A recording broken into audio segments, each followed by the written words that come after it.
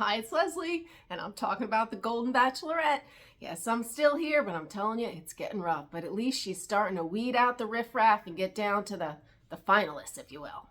But in case you've forgotten that we're talking about old people dating, let me remind you. Now you have 15 snoring loudly. People go to the bathroom a few times a night. It's a chaos. Yep, that's right. We're talking about old people with old people problems, the peeing, the snoring, all the things. And it kills me because they have this big old mansion. It's huge. And they're sleeping 5 in a room. They said 5 people in one room. That's like, what? I mean, they set him up to fail. And then there's Pascal. You just gotta laugh because there he is too, getting other people to help him do the things that he's just not used to doing. You know, he probably has servants that live better than this. I don't like to cook. I don't like to clean. I don't like to do laundry. You know, I'm a little bit of high maintenance. Alrighty then. Okay, so this week, again, 3 dates. There's 2 one-on-ones and 1 big competitive group date. Competitive. And this part's starting to grate on me too. Every time Joan walks in,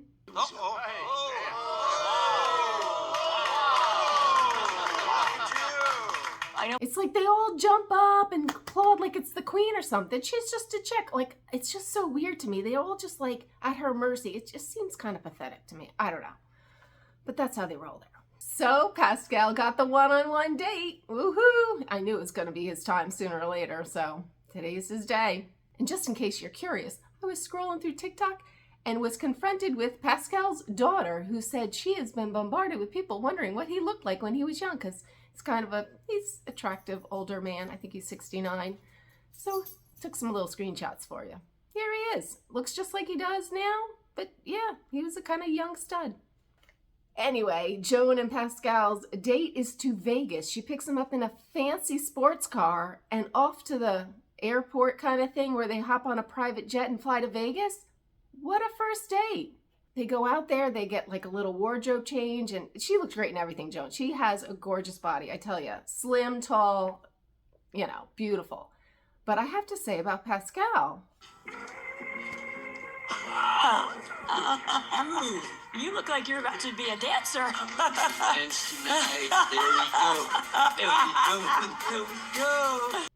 He does do something for himself. He must work out, or that's just genetic. I don't know, but he looks really good and he's fit.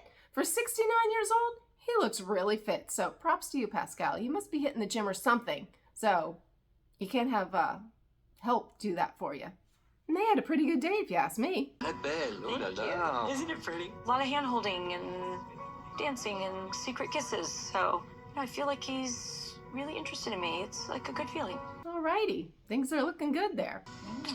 I feel super visible and very grateful.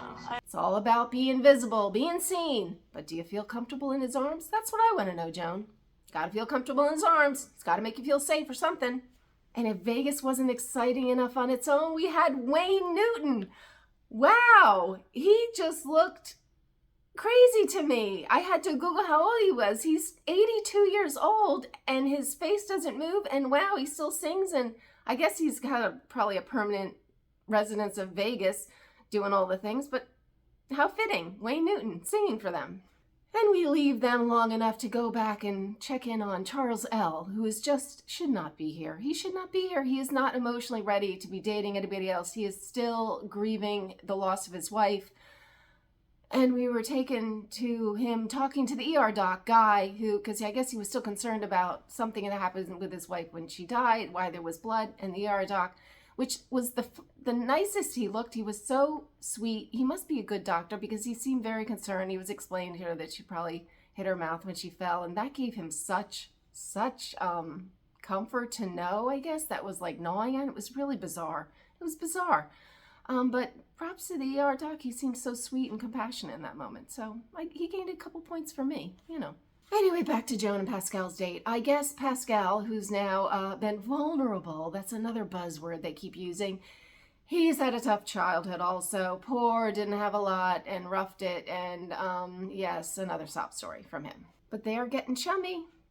And Pascal certainly feels the connection.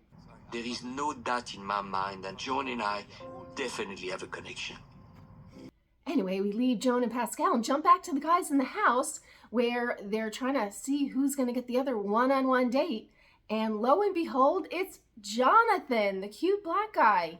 And this was so sad. He actually wanted the group date, I guess because there's less pressure, and he has some issues also. Don't get me wrong, I'm really, really grateful and excited. The main worry is that I'm going to be in a position where she really, really sees me. And if I'm going to be what she's looking for. So that's just so sad to me. He's like so unconfident. Like, what happened to him? If something happened to all these people. It couldn't just be that he got stood up at the prom. There must be more to it because he's cute. More baggage. And then we jump back to Pascal and Joan, and no shock here, Pascal got a rose. And then was the most action I've seen from Joan with a guy yet. That would be Pascal. Pascal, will you accept this rose? yes, we, Oui, oui. we. I'm feeling on top of the world. I see a future with Pascal. And I can tell life would be wonderful with this man. That's a French kiss. I know. That's a French kiss. Wow. That was the most passionate kiss we've seen. For sure, Pascal has just jumped up in the ranks. He is pulling up into the lead, if you ask me, because she did not seem to mind. You know, and it made me think every time she says, will you accept this rose? I'm wondering, for all the people that have watched this nonsense for all these years that it's been on, has anyone said, you know, when they say, oh, will you accept this rose? Has anyone just gone like, you know, as a matter of fact, I'm not gonna, because I'm really not feeling you. I'd like to go home. Has anyone done that? I mean, I feel like it's just whatever. Anyway, now on to the group date, the competitive group date. It's a game of kickball, which is just, I'm like, am I the only one who thinks this is a comedy sometime? All these people, they're not in great shape. I mean, some of them were out there trying to be physical, and she's like sizing them up in what is not their best. I am stretching right across from Joan.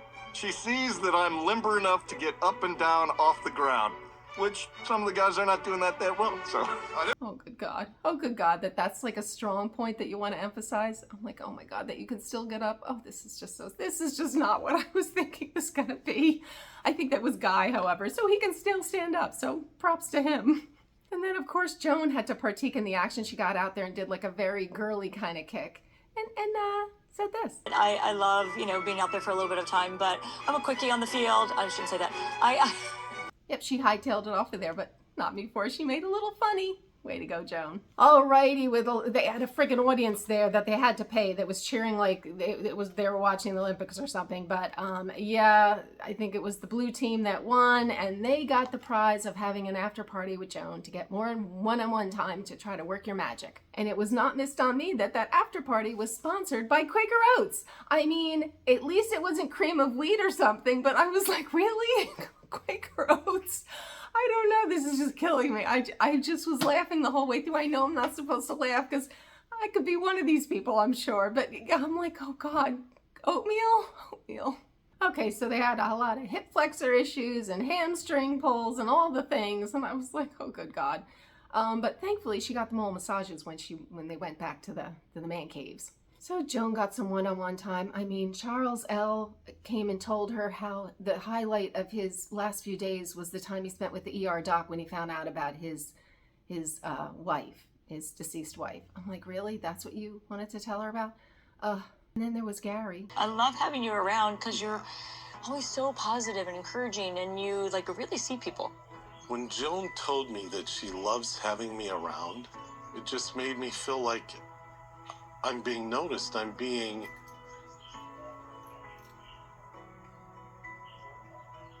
like I matter. Oh, good gosh. And he cried over that. And then I guess she gave her rose from the little after party to Gil because of his story about his daughter. And he also said the very catchy phrase of, she sees me. It's all about being seen here. Jonathan got the one-on-one date, and he got to go horseback riding with Joan. And I would be like, huh? Pascal got the one-on-one date where he went on a private jet and went to Vegas, dancing and all the things, probably food and wine and stuff. And Jonathan is in jeans, horseback riding with probably horse poop behind him. This was obviously not a date designed to have them close, and You know, she had to know that. I wonder if she has any influence about what kind of date she gets with which guy, because I just thought this was very weird. And Jonathan has some baggage also. He just feels like that he's never been enough. But Joan set him straight. I've always had this feeling that I wasn't enough. Oh. Anyway, Jonathan gets a rose, of course, because if you go on a one-on-one date, you kind of give him a rose. I mean, I think if you're going to ditch somebody, do it in the group setting. It's less painful. You don't just have a one-on-one and then not give him a rose. That would just be mean. That's how I'm feeling. Anyway, Joan decides to open up and be vulnerable as everybody else has, and she comes back to the man caves and sits down and confesses this. And people keep asking me, like, are you 100% ready to have love in your life? And I keep saying yes, because I think that's what I'm supposed to say. But I'm not really, to be honest with you. Are you freaking kidding me? This is the second Bachelor kind of show you've been on, Joan, and you don't know if you're ready yet? What? Anyway, this was big emotional reveal for Joan, and all the guys were trying to be like supportive and, you know, compassionate, all the things, and Chuck kind of takes this as his chance to make a move. Asks to talk to her alone, pulls her out, and tries to be all supportive and, you know, put his pitch in. But Chuck's a player, you know, you gotta do what you gotta do. And then she had some alone time with Charles L., who thought the way to win Joan's heart was to give her a picture of him and his ex-wife, who has passed.